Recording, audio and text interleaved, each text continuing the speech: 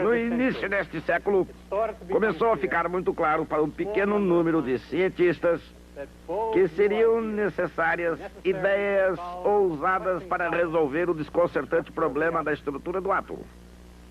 Mas mesmo antes disso, já havia começado a surgir pistas de que alguma coisa estava errada. Essas pistas vinham dos lugares mais inesperados. No princípio, era a luz. Depois apareceu a lâmpada. E a constatação de que quanto mais quente o seu filamento, mais forte a sua luz. Quem poderia ter imaginado que um fenômeno tão comum poderia ter incendiado a imaginação científica? Na verdade, em todos os corpos incandescentes, do carvão na fornalha, a uma brasa no fogo, do ferro fundido numa siderurgia, ao filamento de uma lâmpada incandescente, o comportamento apresenta uma notável semelhança. Não importa qual a sua matéria, a cor da incandescência de um corpo depende exclusivamente da sua temperatura. De fato, se todos têm a mesma temperatura, todos brilham com a mesma cor. É um fato fantástico. E na Alemanha, o Dr. Max Planck acreditava que ele merecia uma boa explicação. Sempre considerei a busca do absoluto o objetivo mais elevado de toda atividade científica, disse ele em sua autobiografia. Comecei ansiosamente a trabalhar, acrescentou. Nem precisava dizer, esse trabalho parecia ter sido talhado para ele. O problema de Planck surgiu da aplicação da teoria de Maxwell, à previsão da quantidade de luz que um corpo incandescente irradiava em cada frequência. Naturalmente, a teoria de James Clerk Maxwell era ainda a última palavra sobre a luz e outras formas de radiação eletromagnética e parecia ser suficientemente adequada. Mas ela não era capaz de explicar o fato de que assim que um corpo ficava quente o suficiente para se tornar incandescente, ele ficava vermelho. Por quê? Porque uma frequência mais alta, uma luz mais azul também não se irradiava. Em todos os corpos incandescentes, por que deve haver menos luz de frequência mais alta?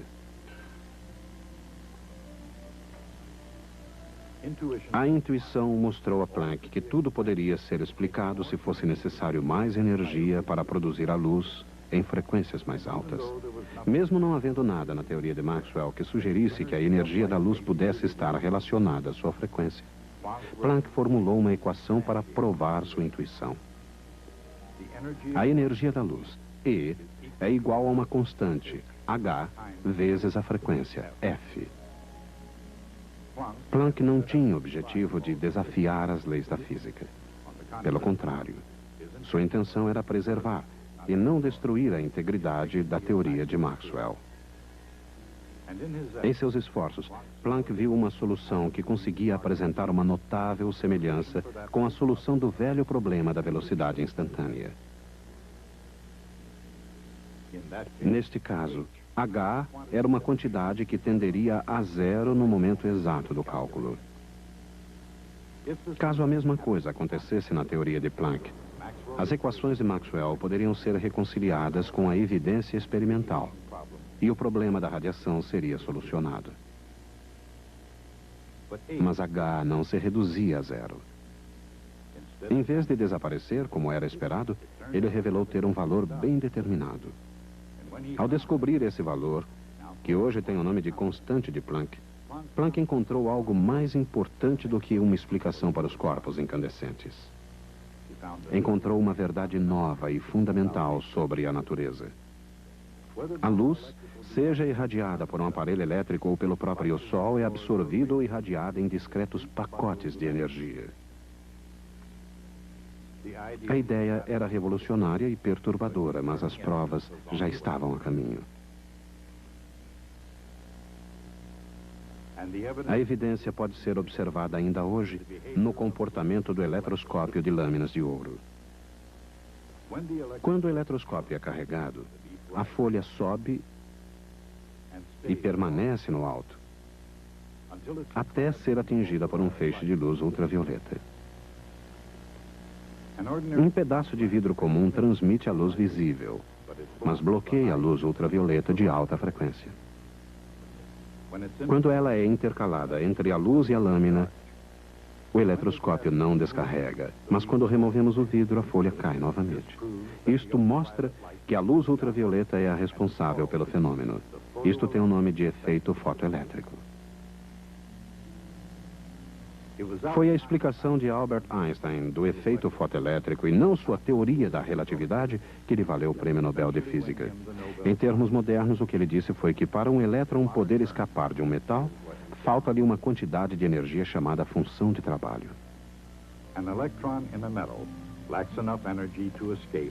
Mas se um elétron absorve a luz ultravioleta, que chega num pacote, e possui a energia dada pela fórmula de Planck, o elétron pode adquirir uma energia mais do que suficiente para escapar do metal. Nesse caso, ele pode sair com uma energia cinética igual a H vezes F menos a função de trabalho. Esta é a chamada equação do efeito fotoelétrico de Einstein. A solução perfeita, comprovada por Robert Millikan em seu laboratório de Chicago.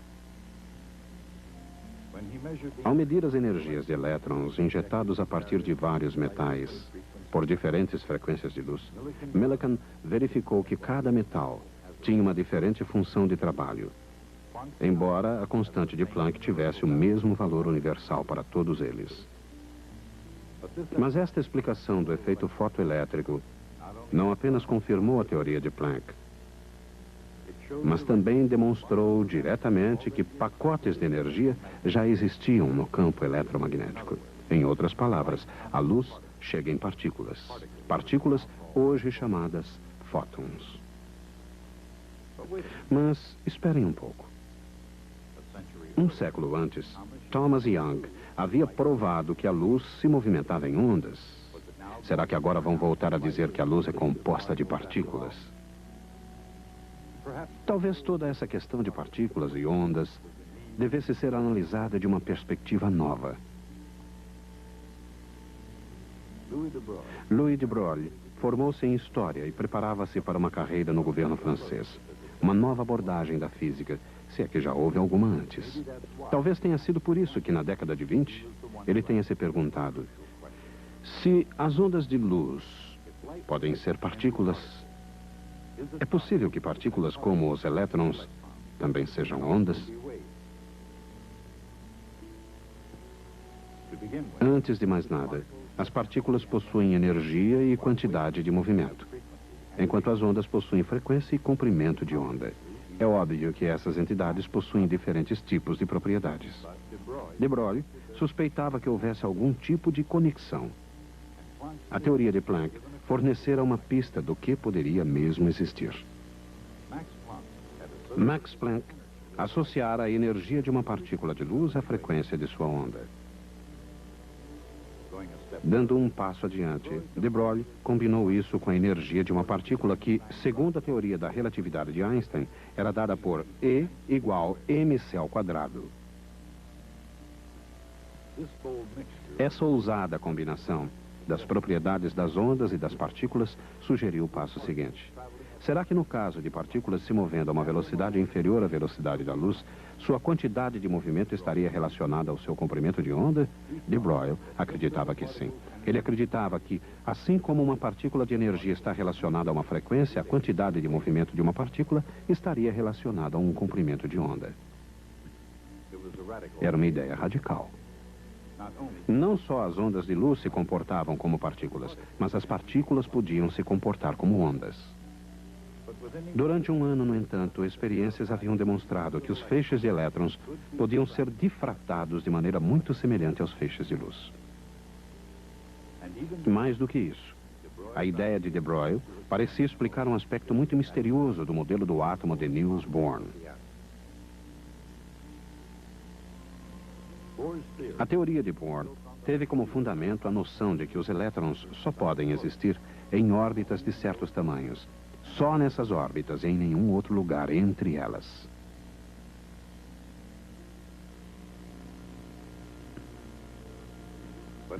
Mas se os elétrons são vistos como ondas circulando em torno dos núcleos, eles então devem existir em órbitas que aumentam de um comprimento de onda inteiro de uma vez. Desta maneira, cada órbita consiste de ondas de elétron que interferem de forma construtiva, se reforçando a cada órbita. Ao ser combinada com as fórmulas de de Broglie, esta ideia reproduzia exatamente as órbitas do modelo do átomo de Bohr, pois o momento angular de cada órbita seria um número inteiro vezes h barra.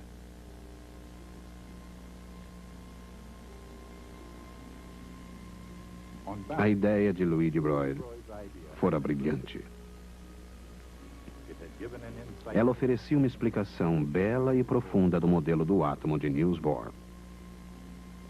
E era fundamentada em evidência experimental sólida. Não é surpreendente, portanto, que tenha levado outros físicos a investigar cada vez mais profundamente a natureza da matéria.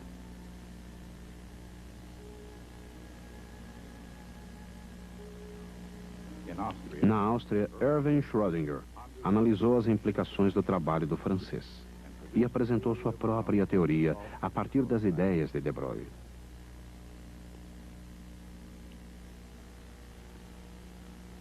Uma onda tem uma amplitude e um comprimento de onda, mas não tem início ou fim, e nada que se assemelhe à posição determinada de uma partícula.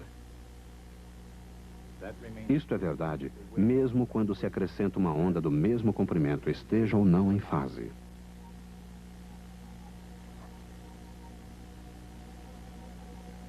Mas quando se acrescentam ondas de diferentes comprimentos, a forma resultante se altera.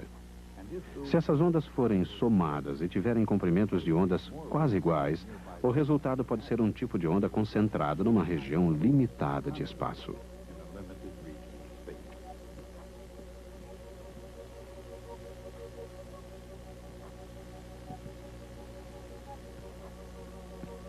Assim, dentro de um intervalo de comprimentos de onda e, portanto, dentro de um intervalo de quantidades de movimento, um objeto com características ondulatórias pode ser construído num local definido.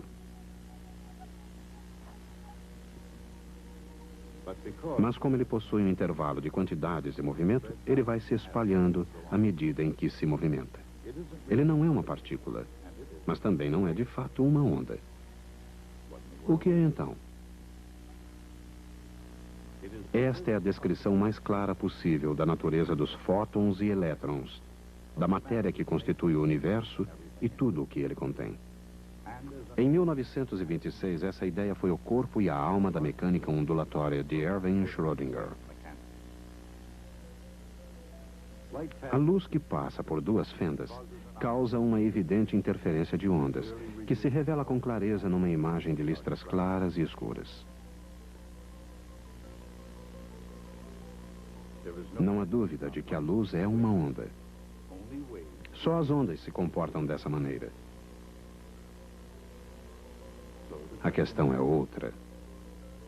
Como pode a luz ser partícula e mesmo assim interferir como ondas?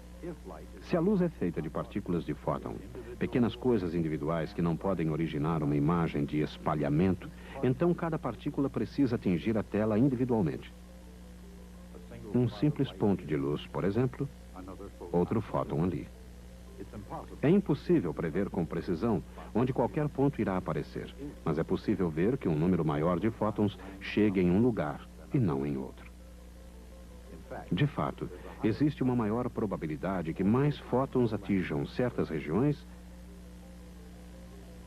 e, finalmente, por causa dessa probabilidade, o resultado será uma imagem de difração de partículas semelhante à ondulatória.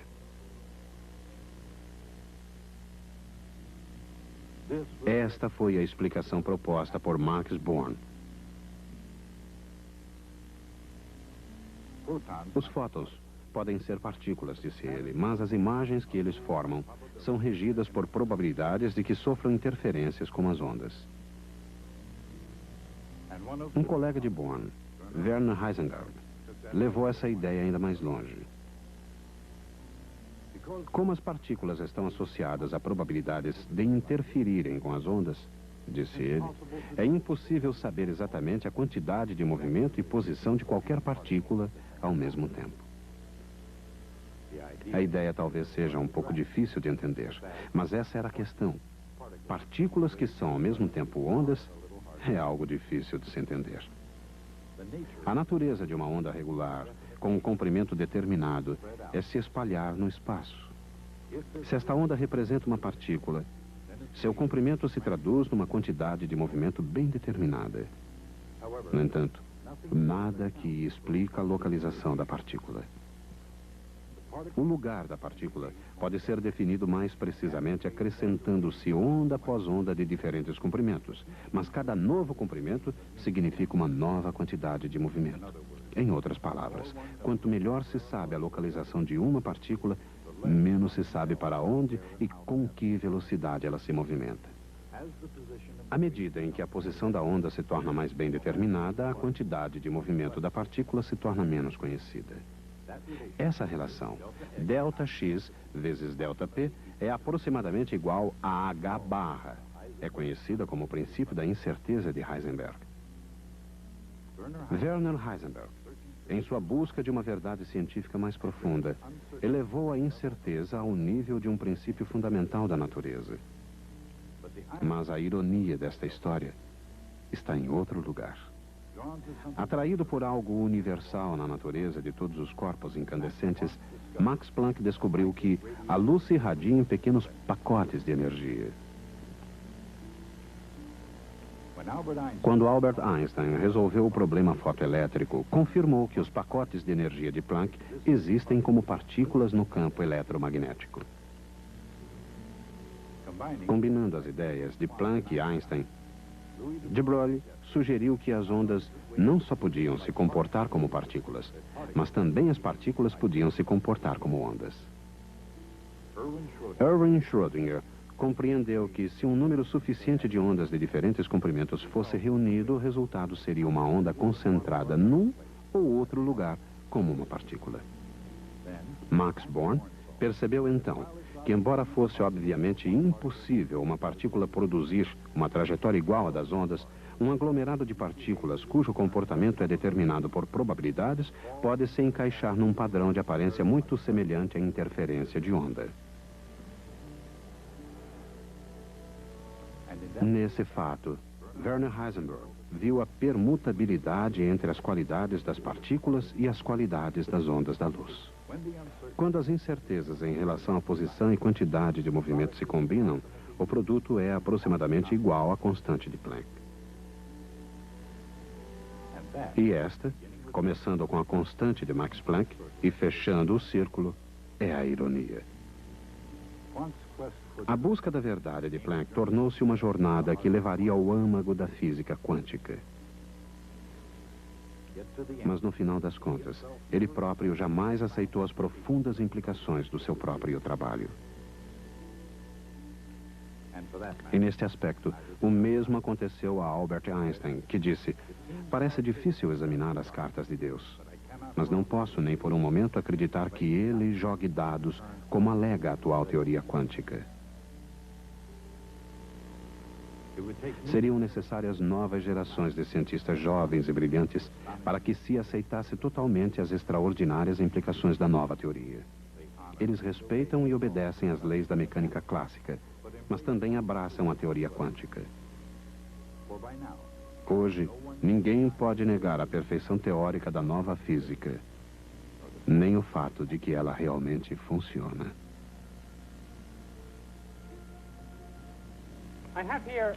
Aqui está uma demonstração de como a nova física funciona.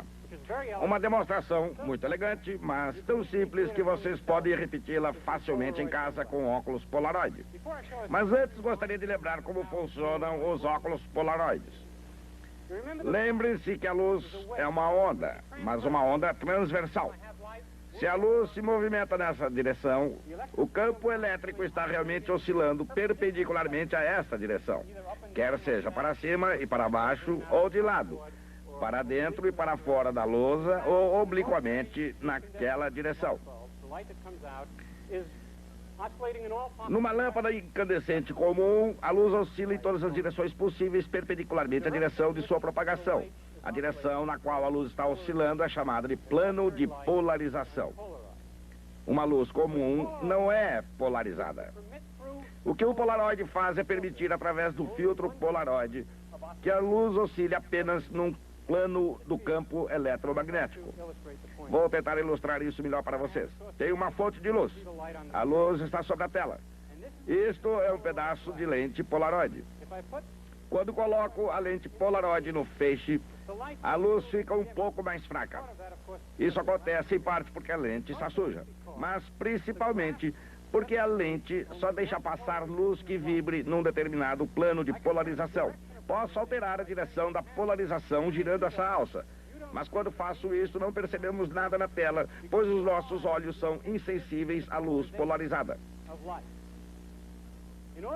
Para mostrar que a luz está polarizada, devo inserir um segundo pedaço de polaroide no feixe.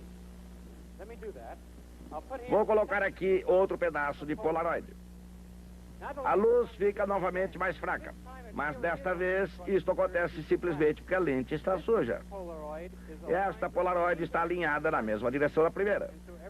Tudo que passa pela primeira também passa pela segunda. Para mostrar a vocês como funciona o polaroide, devo girar a direção da segunda. Quando faço isso, a luz vai ficando mais fraca até que nada mais passa pela lente.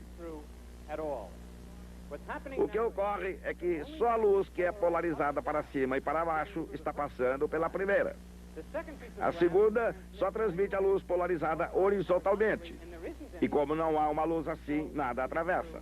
E a tela fica sem iluminação. É mais difícil compreender quando a segunda é oblíqua, assim. Neste caso, parte de uma luz atravessa, porque a luz chega ondulando para cima e para baixo. Isto permite que a luz ondule dessa maneira, mas cada vetor tem um componente nessa direção, e essa parte da onda atravessa. É assim que funciona o polaroide. É fácil compreender desde que acreditemos que a luz é uma onda. Mas acontece que a luz é também uma partícula e deve haver uma explicação de como isso ocorre. Como explicar? O problema aqui é que não posso dizer que parte da luz passa pelo segundo filtro quando ele é oblíquo. Uma partícula atravessa ou não atravessa. Um fóton atravessa ou não atravessa. Os fótons, as partículas da luz, chegam ao primeiro filtro. O primeiro filtro diz: cada uma de vocês está polarizada para cima, para baixo ou para os lados. Nada mais é permitido. Mas vocês estão polarizadas para cima, para baixo ou para os lados, com alguma probabilidade. Metade de vocês estão para cima e para baixo, e metade dos lados. A luz atravessa a primeira, aquelas que estão para cima e para baixo. Os fótons que vibram totalmente são barrados. Entre os dois só tenho fótons polarizados para cima e para baixo. Este, na direção lateral, diz: vocês aí, rapazes, estão todos para cima e para baixo, só permito os fótons laterais.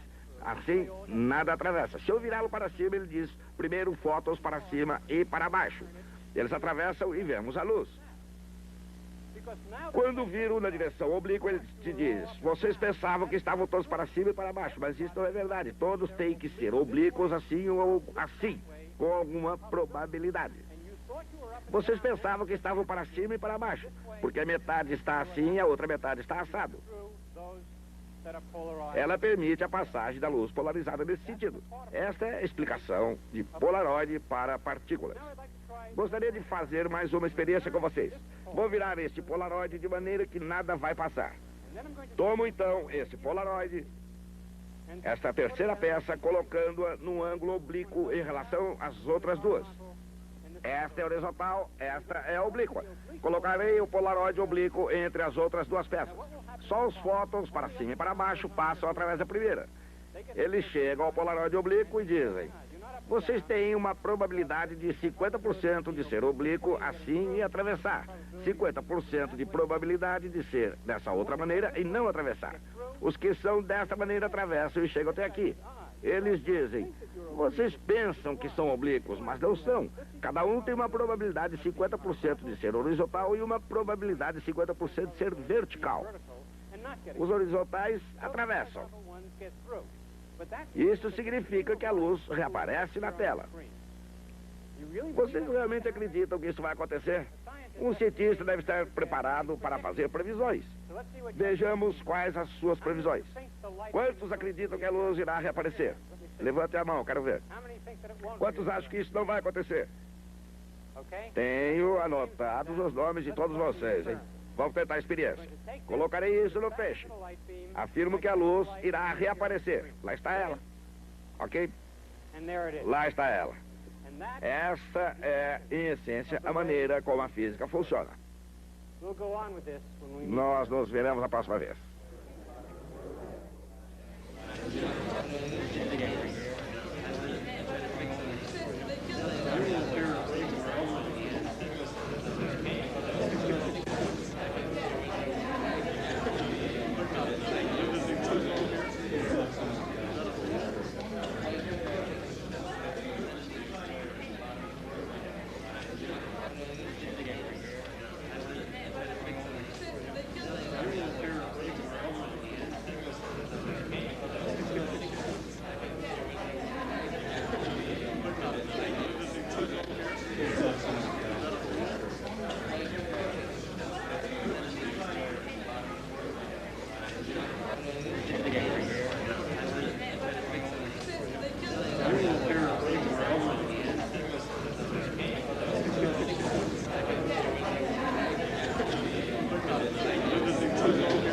Yes.